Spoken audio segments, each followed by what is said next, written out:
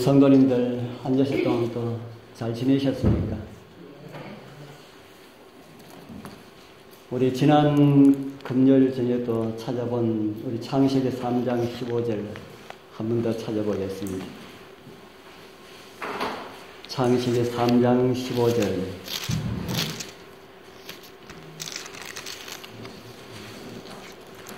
우리 많은 분들이 이 말씀은 암송하고 계신 분들도 많이 있습니다. 너무 많이 보기 때문에.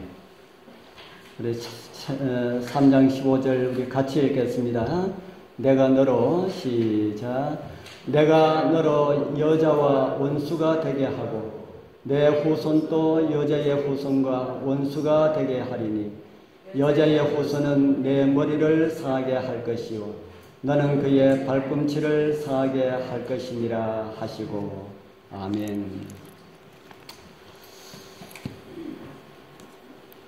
저는 지금 금요일 저녁마다 이 거듭남과 다시 태어남과 관련된 말씀을 드리고 있습니다.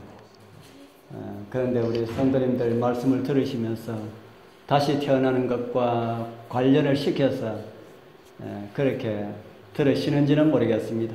뭐 그렇게 안 들으셔도 그냥 말씀만 들으시면 됩니다. 자꾸 듣고 하다 보면은 이해하게 되고, 다 이해하지 못해도 우리 하나님께서는 그거 모른다고 하늘 안 데려간다라는 말씀은 하지 않을 것이라 생각이 듭니다. 제가 지난 금요일 날에는 이 창세기 3장 15절을 가지고 구속의 경륜, 인류를 구원하기 위한 하나님의 계획이라는 이런 이름으로 말씀을 나누었습니다.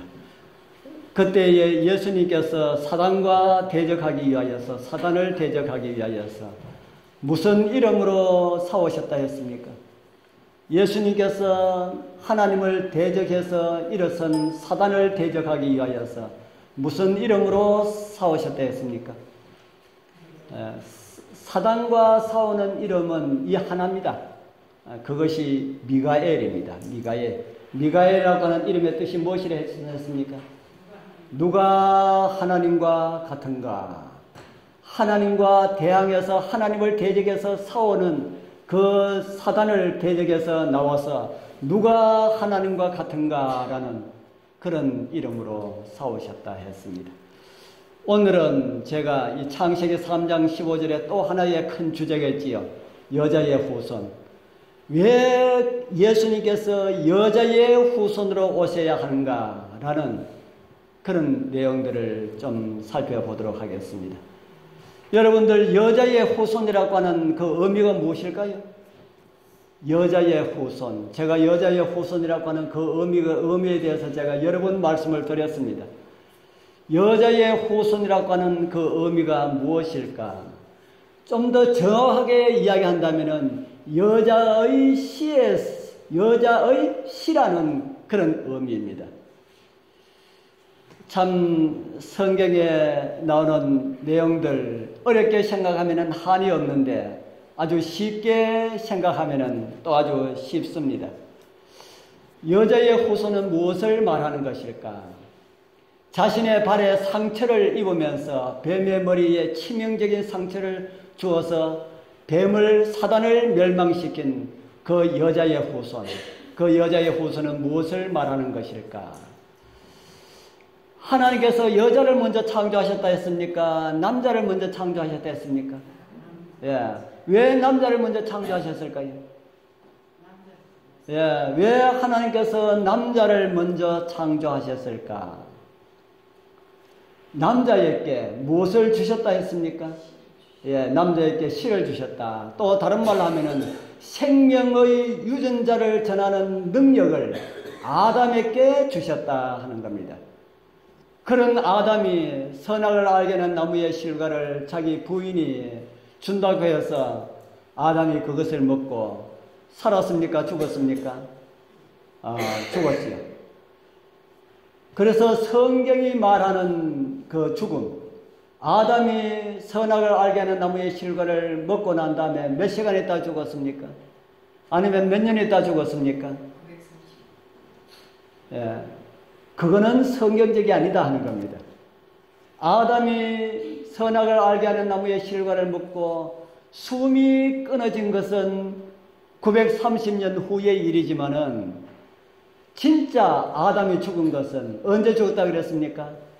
선악을 알게 하는 나무의 실과를 먹는 그 순간 아담은 죽었습니다. 아담의 생명이 하나님의 생명에서 끊어진 그런 생명이 되었다. 그렇게 제가 말씀을 드렸지요.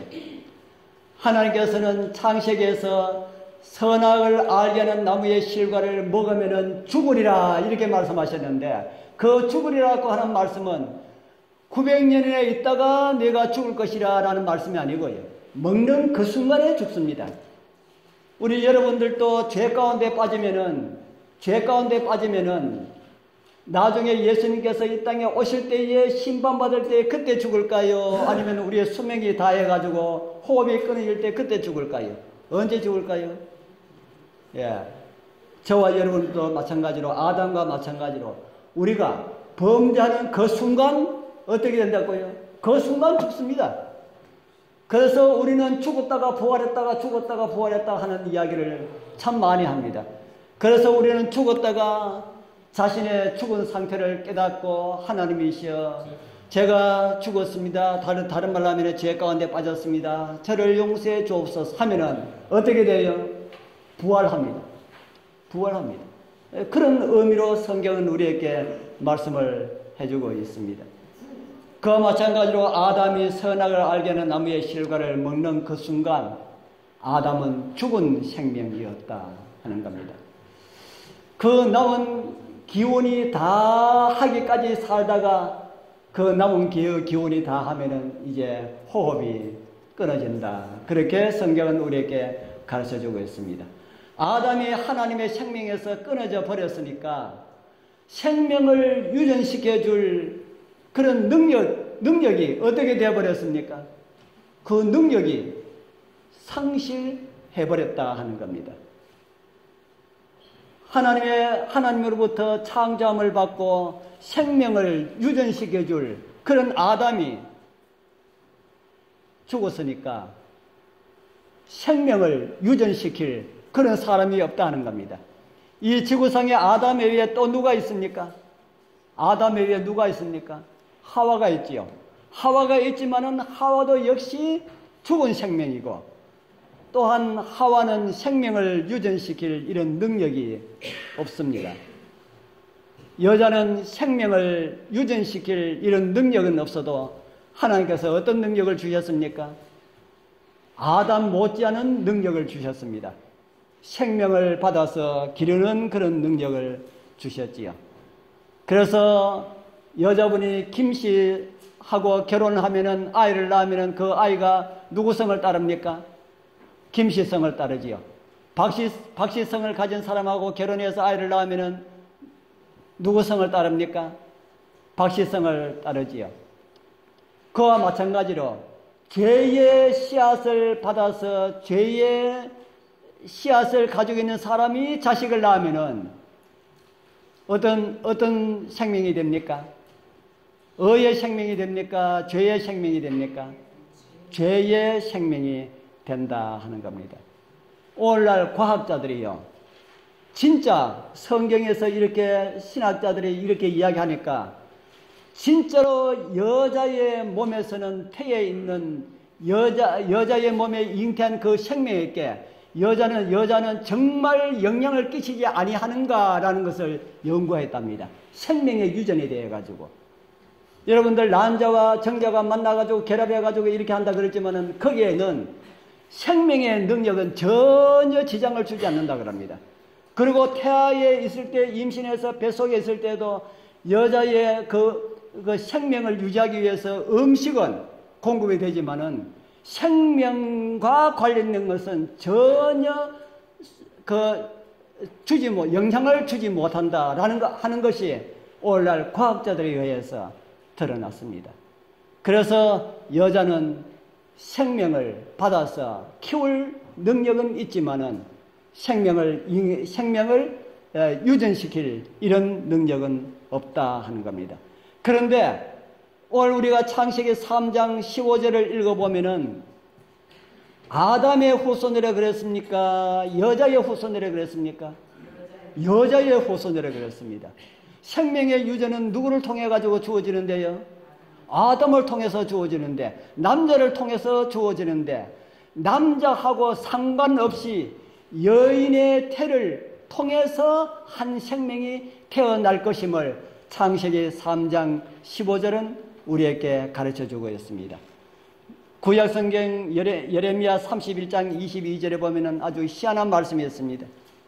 배역한 딸아 내가 어느 때까지 방황하겠느냐. 여호와가 새 일을 세상에 창조하였나니 누가 누구를 안을 것이라 그랬습니까?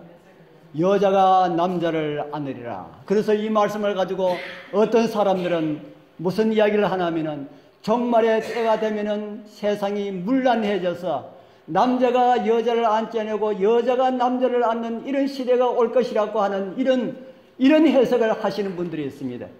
여러분들도 그 이야기 들으니까 그럴듯합니까? 그럴듯해요. 예. 그러나 그것은 성경적이 아니다 하는 겁니다. 그런 문란한 일들은 옛날에 있었습니까? 없었습니까? 그런 문란한 일들 옛날에 많이 있었습니다. 예수님 오시기 전에 소돔과 고모라 성도 그랬고요. 그 옛날에 수천 년 전에 노아 시대 때도 이미 그런 일들이 있었습니다. 그것은 새 일이 아니다 하는 겁니다. 그러면 여기서 말하는 이 새 일은 무엇일까? 진짜 새 일입니다. 하나님께서 행하신 새 일이다 하는 겁니다. 하나님께서 죄로 말미암아 타락된 이 세상에 새 일을 행하실 것이다. 어떤 새 일을 가리킬까요? 죄로 인하여서 하나님의 생명에서 떠난 인류를 구속하기 위하여서 우주에서 한 번도 시도해 본 일이 없는 그 일을 하나님께서 하실 것이다 하는 겁니다. 누가 누구를 안고 있어요? 누가 누구를 안고 있는 그림입니까? 예, 마리아가 창조주를 안고 있는 그림입니다. 이 그림이 우주에 옛날에 있었을까요? 어떻게 한 여자가 누구를 안고 있어요? 한 여자가 하나님을 어떻게 안고 있을까 하는 겁니다. 창조주를 어떻게 안고 있을까? 물론 자기를 비우시고 사람 되어 오신 분이시지만은 그의 본성은 창조주시고 하나님이시지 않습니까? 그래서 새 일이라 하는 것은 여자가 남자를 안을 것이라 라고 하는 이 말씀은 여자가 하나님을 사람 되어 이 땅에 오실 그 하나님을 안게 될 것이라 라고 하는 그런 예언입니다. 구약시대의 아브라함의 자손들 가운데 여자분들은 이런 꿈을 많이 꾸었을까요? 이런 꿈을 꾸었을까요? 구약시대 아브라함의 후손들은 자기가 메시아의 어머니가 되었으면 하는 이런 생각을 좀 가졌을까요? 구약의 아브라함의 자손들은 정말 믿음 있는 사람들은 다 그런 꿈을 가지고 살았습니다. 누구도 그런 꿈을 가지고 살았나면은 하와도 그런 꿈을 가지고 살았습니다. 그래서 하와가 아들을 딱 낳으니까 아들 이름을 뭐라고 지었다 그랬습니까? 가인. 그 가인이라고 하는 이름의 뜻이 의미가 구세주라고 하는 이름의 의미하고 같은 이름입니다. 하나님께서 주셨다. 우리를 구원하기 위하여서 하나님께서 주셨다. 이런 이름으로. 그래서 하와도 그런 기대 가운데 있었습니다. 신약의 많은 기자들도 예수님의 탄생 사건을 기록하면서 예수님은 아담의 생명과 아무런 상관없이 태어나신 분이라고 우리에게 가르쳐주고 있습니다. 그런 내용들 다 잘 아는 내용이지요. 마태복음 1장 18절에서 20절에 그 내용이 기록되어 있는데 제일 마지막 줄에 저에게 잉태된 자는 누구로 말미암아 그렇게 되었다 그럽니까? 저에게 잉태된 자는 마리아에게 잉태된 자는 누구로 말미암아 잉태되었다고요? 성령으로 말미암아 잉태되었다. 그래서 누가복음에 여기 있는 이 말씀에 보면은 천사가 마리아에게 나타나서 아들을 낳게 될 것이라고 했을 때에 이런 말을 했을 때에 마리아는 이런 대답을 합니다. 누가복음 1장 34절 35절에 보면은 제가 읽을 테니까 우리 성도님들은 눈으로 읽으십시오. 마리아가 천사에게 말하되 나는 사내를 알지 못하니 어찌 이 일이 있으리이까? 천사가 대답하여 가로되 성령이 내게 임하시고 지극히 높으신 이의 능력이 너를 덮으시리니 이름으로 나실 바 거룩한 자는 누구의 아들이 될 것이라 그럽니까? 나실 바 그 아이는 하나님의 아들이 될 것이다. 남자를 통해 태어난 아들이 아닌 하나님에 의하여서 태어난 아들이다. 그렇게 성경은 우리에게 가르쳐주고 있습니다. 누구의 생명과 전혀 상관이 없는 생명이라 하는 겁니까? 아담의 생명과 전혀 관련이 없는, 아무런 상관이 없는 그런 생명이라 하는 겁니다. 죽은 생명, 아담의 생명은 죽었다 그랬지요. 죽은 그 아담의 생명과는 아무런 관련이 없는, 아담의 죄의 질과는 아무런 관련이 없는 그런 생명으로 주님께서 오셨다. 그렇게 성경은 우리에게 가르쳐주고 있습니다. 아직 예수님께서 왜 죄가 없으신지 이해하지 못하신 분들 혹이 있습니까? 예수님께서 왜 죄가 없으신가? 그 이유가 무엇인지 다 이해되셨습니까? 예수님께서 죄가 없으신 것은, 태어나실 때부터 죄가 없으신 것은 누구로부터 죄의 유전을 물려받지 않았다는 겁니까? 아담으로부터, 남자로부터 죄의 유전으로 물들지 않는 그런 가운데 오셨다. 이 세상에 예수님과 같은 사람이 또 누가 있을까요, 없을까요? 아무도 없을까요? 나는 예수다라고 이렇게 주장하는 사람들, 그 사람들 아버지 없는 사람 아닙니까? 그 사람들 다 하나님께서 성령을 통하여서 이렇게 태어난 사람들 아닙니까? 나는 재림 예수다라고 이렇게 주장하는 사람들 보면은 부인도 있고, 자녀도 있고, 아버지도 있고, 그래요. 그런 이야기, 저하고 이렇게 이야기하면은, 그분이 재림 예수라면은 그분의 아버지도 하나님이시겠습니다. 하고 제가 그런 이야기합니다. 아닙니다. 그래요. 그분이 난 아들도 하나님이시죠. 그렇게 제가 이야기합니다. 진짜 그가 예수라면은 그가 난 아들도 누가 되어야 됩니까? 누가 되어야 됩니까? 그가 난 아들, 만약에 그가 아들 낳았다면은 그도 죄 없는 존재가 되는 것이지요. 예수님께서 그렇게 하기 위하여서 예수님께서 오시지 않으셨습니다. 그래서 우리를 포함하여 이 세상 마지막까지 살고 있는 모든 생명들은 다 아담이 선악을 알게 하는 나무의 실과를 먹을 때에 어디에 있었을까요? 제가 지난번에 말씀드렸지요. 우리는 다 아담의 어디에 있었어요? 아담의 허리에서, 아담이 선악을 알게 하는 나무의 실과를 먹을 때 그곳에서 함께 죽었다. 그런 내용들을 지난번에 우리 아브라함에 대해서 이야기하면서 제가 말씀을 드렸지요. 그런데 누구는 아담의 허리에 없었습니까?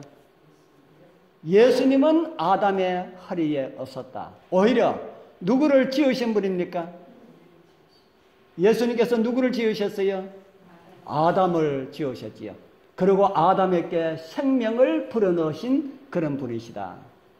그리고 아담에게 내가 선악을 알게 하는 나무의 실과를 먹으면 죽으리라 라고 말씀하셨던 바로 그분이 아담이 죄를 짓고 난 다음에 4000년이 지나고 난 다음에 그 한 여인의 자궁을 빌려가지고 사람 되어 오셨다 하는 겁니다.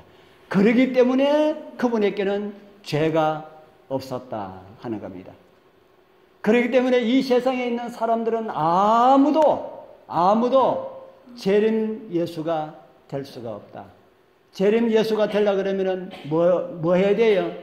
재림 예수가 아니고 구원자가 되려 그러면은, 인류를 구원할 구원자가 되려 그러면은 어떻게 해야 돼요? 남자 없이 태어나야 한다. 하나님께서 생명으로 태어나도록 해야 한다 하는 겁니다. 그렇게 태어나신 그 예수님은 하나님이시라고 성경은 우리에게 말씀을 하고 있지요. 예수님 하나님이라고 하는 성경절, 아시는 성경절 있으면은 하나만, 예수님 하나님이시다라고 하는 성경절. 우리 요한복음 1장 1절부터 보면은 예수님을 하나님이라고 기록되어 있습니다. 같이 한번 읽어볼까요? 태초에 시작. 태초에 말씀이 계시니라. 이 말씀이 하나님과 함께 계셨으니 이 말씀은 곧 하나님이시니라. 그가 태초에 하나님과 함께 계셨고 만물이 그로 말미암아 지은 바 되었으니 지은 것이 하나도 그가 없이는 된 것이 없느니라. 그 안에 생명이 있었으니 이 생명은 사람들의 빛이라. 여기에 예수님께서 하나님이라고 하는 이런 증거가 어떤 말씀이 증거가 됩니까? 예수님께서 하나님이시다라고 하는 이런 증거를 한번 찾아보십시오. 무엇이 증거가 되었습니까? 태초에 누가 계셨다고요? 여기 요한복음 1장에는 말씀을 예수님을 두고 말씀이라 합니다. 여기에 나오는 이 말씀은 그냥 우리 글 읽는 말씀, 그런 의미의 말씀이 아닙니다. 유대인들이 여기에 기록한 이 말씀은 이 헬라어로 로고스라고 하는 말인데, 이 로고스는 하나님과 같은 그런 존재에게만 칭하는 그런 이름입니다. 그런 이름을 이 태초에 말씀이 계시니라라고 하는 그런 이름으로 사용했습니다. 또 그 다음에는 또 하나님과 함께 계셨다. 말씀이 누구와 함께 계셨다고요? 말씀이 하나님과 함께 계셨는데 그분이 또 누구라 그럽니까? 그분이 바로 하나님이시다. 삼위일체로 해야만이 이 말씀을 이해가 되지요. 하나님도 계시고 예수님 계셨는데 이 예수님은 하나님과 영원 전부터 함께 계시는데 이 예수님도 바로 하나님이시다. 그렇게 우리에게 가르쳐주고 있습니다. 그리고 그 안에 무엇이 있었다 그럽니까? 그 안에 생명이 있었다. 그렇게 말씀하고 있지요. 예수님 안에 있는 이 생명은 어느 누구에게 파생된 그런 생명이 아니다 하는 겁니다. 스스로 그 안에 존재한 그런 생명을 가지고 있었다. 그렇게 우리에게 가르쳐주고 있습니다. 고린도후서에는 이런 말씀을 우리에게 주고 있습니다. 여자가 남자에게 난 것 같이, 요 누굽니까? 어떤 여자가 남자에게 낳았다 그랬습니까? 예, 하와가 아담에게 태어났다라는 말씀을 제가 지난번에 드렸죠. 이해하지 못하신 분은 나중에 개인적으로 질문하십시오. 여자가 아담에게 난 것 같이 남자도라는 이 남자는 처음에 여자가 남자에게 난 것 같이라고 말하는 그 남자하고 같은 남자입니다. 오늘날 흔한 남자들 아니고요. 오늘날 흔한 많은 남자들이 아니고요. 여자가 남자에게 난 것 같이 남자도 어떤 남자요? 처음에 아담과 같은 남자. 처음에 아담과 같은 그 남자도 누구에게 난다 그럽니까?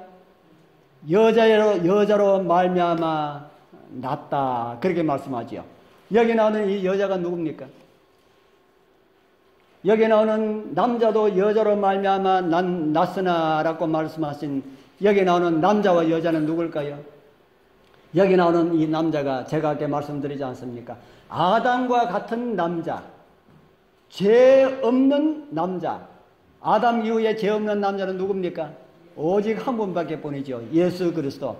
예수 그리스도도 누구로 말미암아 났다고요? 여자로 말미암아 났다. 그래서 제가 아까 말씀드린 생명의 유전을 이렇게 할 수 있는 그 능력은 없지만은 남자 못지 않은 그런 엄청난 그런 은혜를 받았다 하는 것이 예수 그리스도가 여자로 말미암아 태어나게 되었다 하는 겁니다. 그러나 모든 것이 하나님으로 말미암아 그렇게 났다고 성경은 우리에게 가르쳐주고 있습니다. 그래서 예수님은 첫 번째 아담처럼 그렇게 오셨다 그럽니다. 그래서 성경은 이런 말씀을 우리에게 주고 있습니다. 첫 사람, 첫사람 누구를 가리키는 겁니까? 첫사람은 아담을 가리키는 말이죠. 첫사람은 땅에서 났으니, 첫사람 하나님께서 아담을 지을 때 뭐를 가지고 지었습니까? 흙을 가지고 지었잖아요. 첫사람은 땅에서 났으니 흙에 속한 사람이거니와, 흙을 가지고 만들었으니까. 둘째 사람은 어디서 나셨다고요? 하늘에서 나셨다. 사람의 육정하고는 아무런 상관없이 하늘로부터 나신 그런 존재다. 그렇게 성경은 우리에게 가르쳐주고 있습니다. 그래서 이 아담을 가지고 둘째 사람이라 그렇게 말을 합니다. 첫 사람은 누구고요?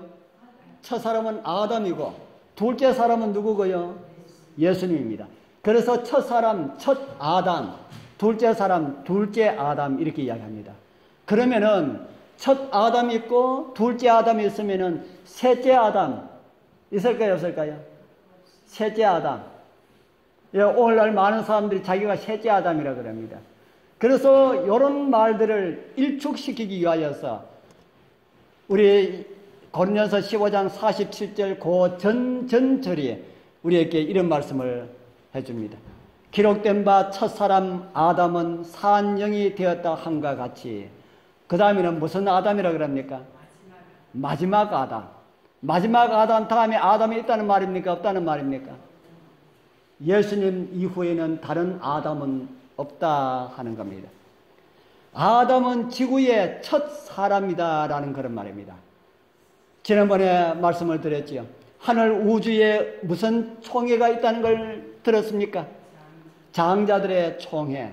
다른 말로 하면은 하늘 우주 총회에 아담들이 다 모였다. 지구의 아담, 다른 별의 아담, 아담들이 다 모였다.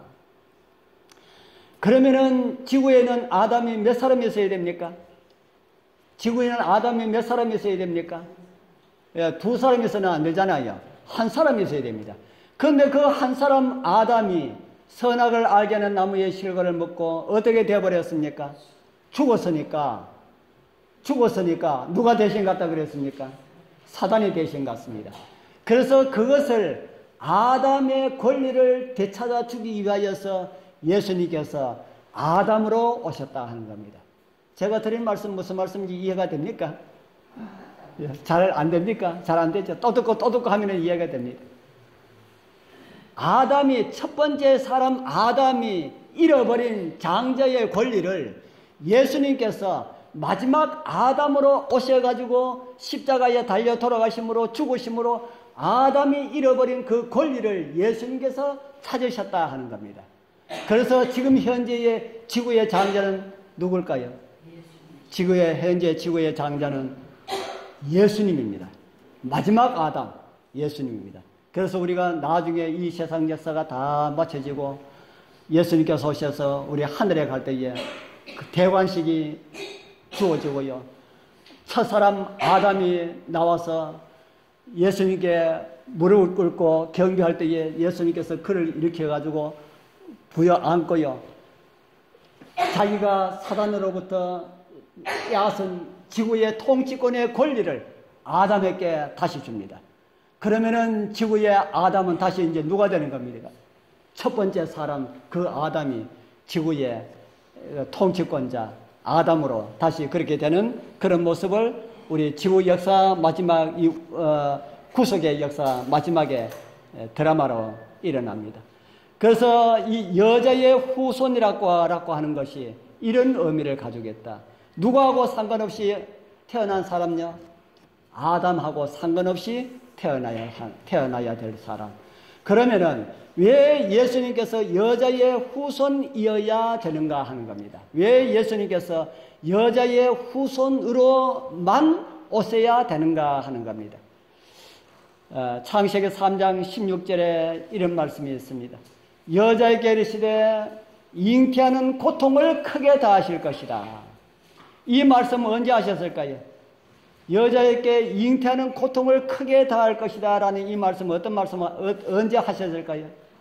하와가 죄 짓고 난 다음에, 아담과 하와가 죄 짓고 난 다음에 그 뒤에 보면은 네가 수고하고 자식을 낳을 것이며 너는 남편을 뭐하고? 남편을 사모하고 남편은 너를 다스릴 것이다. 이 공동 번역에는 아주 재미있게 번역을 해놨습니다. 너는 아기를 낳을 때 고생하고 낳고 남편을 마음대로 주무르고 싶겠지만은 도리어 남편의 손아귀에 들리리라.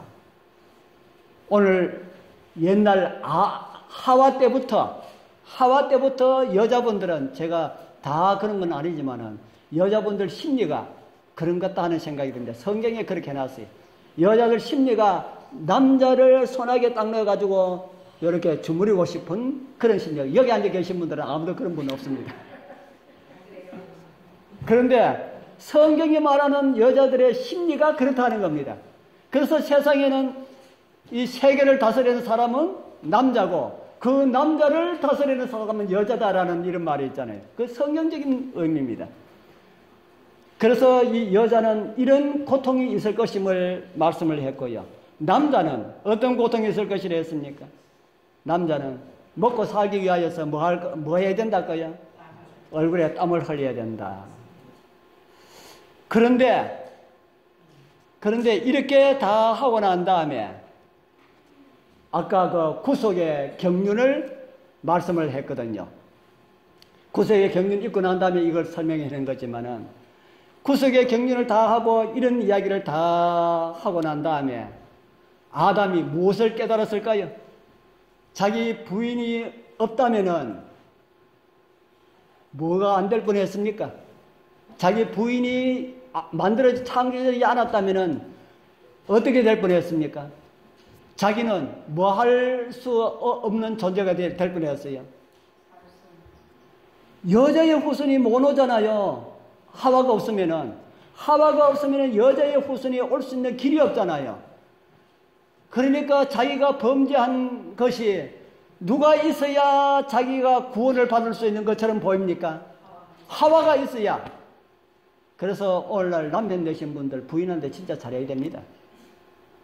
그래서 아담이 하와를 보니까 좀 이쁘게 보일까요? 예, 이쁘게 보이죠. 그래서 아담이 그 아내의 이름을 하와라 이름하였다. 그렇게 말합니다. 하와라. 하와라고 하는 이름 누가 지어준 이름입니까? 아담이 지어준 이름입니다. 아담은 하나님께서 지어주셨고요. 하와는 아담이 지어줬습니다. 자, 무엇 때문에 하와라고 하는 이름을 지어줬을까요? 하와라고 하는 이름의 의미가 무엇일까요? 하와라는 말을 우리말로 그대로 직역을 하면은, 그대로 번역을 하면은 산자의 어미입니다. 누구의 어미라고요? 산자의 엄마. 다른 말로 하면은 예수님의 엄마라는 말입니다. 예수님을 태어나게 할 존재라고 하는 그런 말입니다. 산자의 엄마. 그러니까 하와가 뭘 알았다는 말입니까? 창세기 15장을 듣고 그 뒤에 네가 고생하게 될 것이라는 이런 사실을 다 듣고 난 다음에 하나님께서 나를 위하여서 여자의 후손으로 오셔서 나를 구원하게 될 것이다 라고 하는 이런 사실을 뭐 속에 담겨 있나 하면은 아담이 자기 부인의 이름을 하와라고 짓는 그 이름 속에 그것이 담겨 있다 하는 겁니다. 그래서 그 이야기를 다 듣고 난 다음에 하나님께서 행하신 것이 있습니다. 20절이지요. 그 다음에 21절에 하나님께서 이것을 주셨습니다. 같이 한번 읽어볼까요? 여호와 시작. 여호와 하나님이 아담과 그 아내를 위하여 가죽옷을 지어 입히시니라. 예, 가죽옷 아무한테 준 게 아닙니다. 누구에게 주었어요? 하나님을 믿는 믿음을 통하여서 구원받는다는 사실을 깨달은 사람에게 뭘 주셨어요? 가죽옷을 주셨다. 이 가죽옷이 누구 가죽옷입니까? 예, 양은 누구를 상징하고요? 예수님을 상징하고. 그러면은 아담에게 입혀주신 그 가죽옷이 좀 이야기하기에 좀 곤란하지만은 누구의 가죽옷이라는 말입니까? 예수님의 옷. 예수님의 예수님 가죽이라 하면 하지만은 예수님의 모습과 같은 그런 옷을 우리에게 딱 입혀주셨다는 겁니다. 우리가 딱 입혀주시고 하나님께서 우리를 보실 때에는 누구로 봅니까? 누구로 보겠습니까? 다 예수님과 같은 그런 존재로 봅니다. 우리 사랑하는 성도님들, 우리는 누구와 같은 존재로 하나님께서 만들어 주셨습니까? 입혀 주셨습니까? 예수님과 같은 존재로 다 입혀 주셨어요. 예수님, 제가 예수님을 믿습니다. 저를 다 용서해 주시고 정말 예수님을 믿습니다 하면은, 그래, 내가 네 마음을 안다 하고 예수님의 옷을 우리에게 다 입혀 주세요. 우리는 아무 공로 없고 우리의 마음은 더럽고 초하고 또 내일 되면 또 나쁜 짓 할 그런 거 다 아시면서도 그런 거 입혀 주셨어요. 그러면은 우리가 어떻게 살아야 합니까? 어떻게 살아야 할까요? 우리의 입혀주신 그 모습에 좀 맞는 그런 모습 좀 살아야 되겠습니까? 옷이, 우리나라 말 옷이 뭐라는 말이 있습니까? 옷이 날개. 참 옷이 희한합니다. 그 사람이 무엇을 입었느냐에 따라 가지고 그 사람의 모습이 달라집니다. 저희들 옛날에 예비군 훈련 받을 때에 예비군 옷을 입으면은 사람이 뭐가 되는지 압니까?